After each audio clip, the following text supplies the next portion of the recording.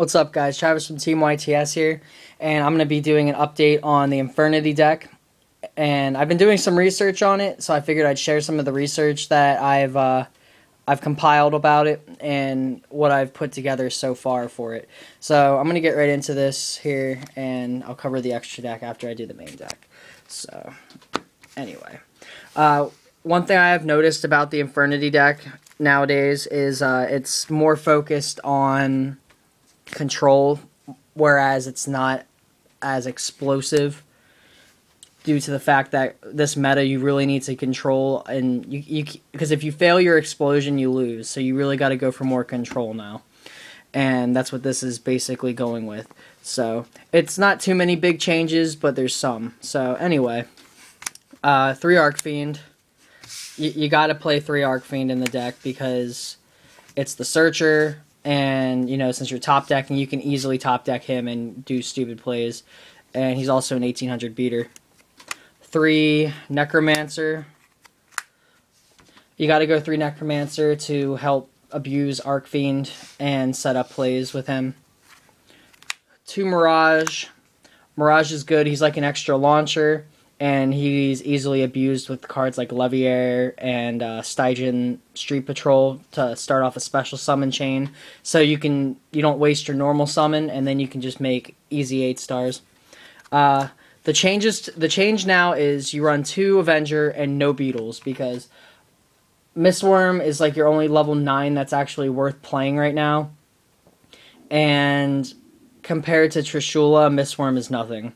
So I've noticed a lot of the Infernity decks were opting for an 8-star like lineup instead of the 1 9-star. So, and then he can also count as a level 3 or a level 4, and he's also a level 1 himself, because you know he gets the effect where if one of these guys is destroyed, he'll come back as a 3 or 4.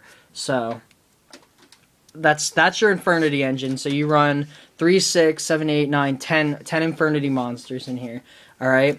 1 Dark Grepher to speed the deck up a little bit.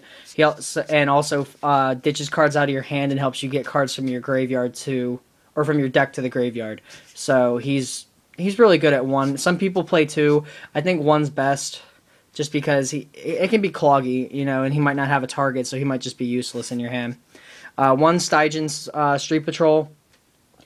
3 of these is definitely cloggy in the control version, because you don't want these just sitting in your hand. 1 works just fine, because all you need to do is set up your combo once, and that's what you would use him for. 3's like a too many. 2 I still think is too many. 1 works just fine. And 1 Armageddon Knight, a Foolish Burial with a body. You know, send your Infernity monsters and get your stuff all started up. So that's what you got. And to cover it again, you got Armageddon Knight, Stygian Street Patrol, Dark Grepher, 2 Avenger, 2 Mirage, 3 Necromancer, 3 Arcfiend. So 13 monsters. Moving on to the spells now. You have 2 Duality for consistency, since this is a control-based deck now. You need this to go through, because you might not be guaranteed your explosion on the first turn. So you're definitely going to want to play this to help, you know, pile on cards for next turn. 1 of the Infernity Launcher, because it's limited to 1 and it's too good to say no to. Book of Moon, it's a staple. Good card. Stops synchro plays, Xyz plays, you know, all sorts of good stuff.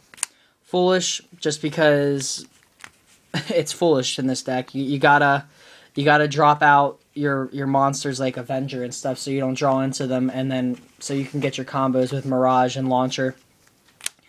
1 for 1. Pitch a monster from your hand, it helps get rid of shit out of your hand, and then bring out Avenger or Mirage to start your plays. And it doesn't waste your normal summon. 1 Rhoda, because you have 2 warriors in there to search out, and it just helps thin the deck and get them out of there. Personal attack, 0 max. It's a monster reborn with a nuke effect. If you bring back an Infernity monster if you have no cards in your hand, and then you nuke all monsters that are face up with less attack than it. So it can be useful against Insectors and Wind Up. 1 Monster Reborn. just because it's Reborn, it's a staple, so you got to play it, and it helps you go into more explosive plays. And going back to Zero Max real quick, against the wind-up matchup, like if they hand loop you and you do happen to survive and you do happen to top deck this card and play it on them, it's very devastating. One Dark Hole, you got to get rid of the Thunder Kings, and you need to get rid of their monsters so you can blow them up then too, so with your explosive plays. So because this deck can still loop, it's just not like the main priority of it anymore. 3 MST. Shadow Imprisoning Mirror wrecks this deck. Royal Decree wrecks this deck. I think that's like the major 2 cards that I need to mention. And, Macrocosmos and Dimensional Fissures and stuff. Yeah, you got to get rid of them. So 3 MST is like mandatory. Going into the trap lineup. 3 Infernity Barrier. This card is too good to pass up. Don't pass up on it. It's good. It's basically, you have no cards in your hand and an Infernity monster in the field. Fuck you. That's the best way to describe it. So, 3 Infernity Barrier. 3 Infernity Inferno. Yeah, you need to run 3 of these now to set up your Mirage plays and also, get things out of your deck and into the graveyard so you don't draw them. Because you don't want to top draw a Avenger. You don't want to top draw, so much stuff. You just got to get them out of there. 2 Bottomless Trap Holes. I had a choice to make between Bottomless Trap Hole and Torrential Tribute. I like Bottomless Trap Hole better because it's better against the Rabbit matchup, because Bottomless is more devastating than Torrential Tribute is in some cases, and just gets rid of the problem instead of sending it to the grave so they can Avarice it. So it's a personal choice. I like Bottomless better. 2 Call of the Haunted, just because you're loading up your graveyard, and with Infernity Launcher at 1 and Mirage not being as effective as Launcher, you need to keep your plays going. So you use Call of the Haunted to keep the play moving. Solemn Brigade, 2 warnings, 1 judgment. It's your typical standard, trap add-in basically. And so you got your negation of like any card, and then your negation of monsters. And then 1 Starlight Robe, which I'm just playtesting. I like Huge Revolution is over because, they can't negate it with warning. But Starlight Road's still good because you can get a Stardust out there and, do some heavy-duty plays. So I'm going to cover the traps one more time. You got Starlight Road, Solemn Judgment, 2 warnings, 2 calls, 2 Bottomless, 3 Infernity Inferno, and 3 Infernity Barrier. So, that's the main deck, guys, and I'm going to cover the extra deck choices. 2 Void Ogre Dragon, really good card.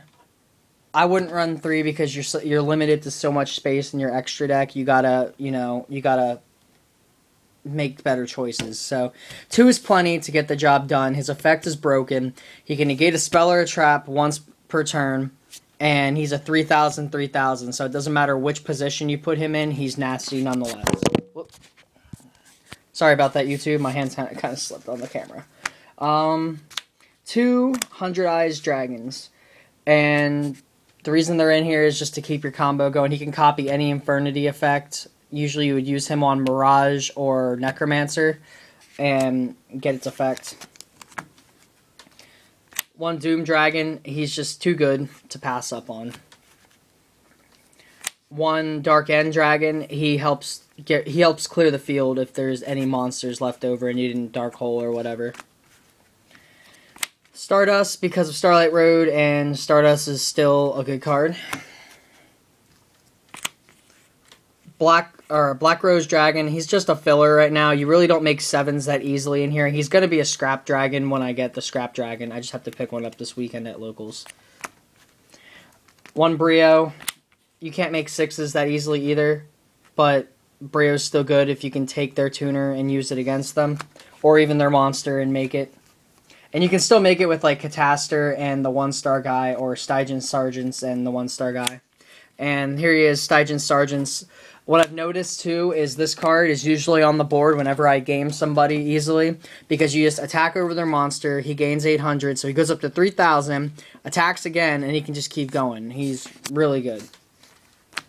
Catastor, just to get around anything that's not dark type, and Catastor's always a good choice. Now, for the rest of the extra deck, it's just personal tech choices. Like, you run 3 Necromancer, and there have been a lot of times where I've gotten 3 out, or you can just go Mirage if you got a bad hand and get the 2 Necromancers back. And you got Acid Golem for a double 3. Acid Golem's always a good card right now. He's really good.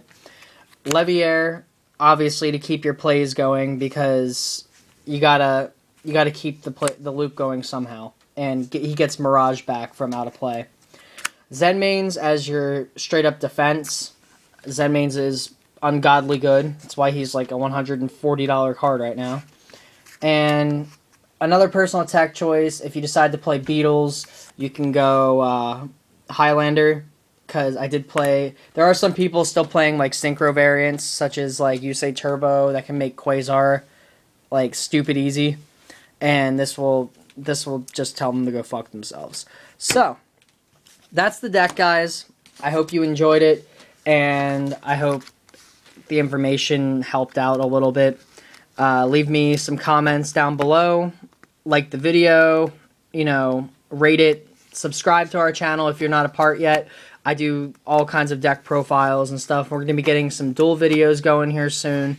I just have to figure out, I just have to do some looking around for some decent duels and shit. I'll probably try to get some at our locals this weekend. So, but anyway, guys, that's the video. Remember to comment, rate, subscribe, and like the video. And I will see you guys next time.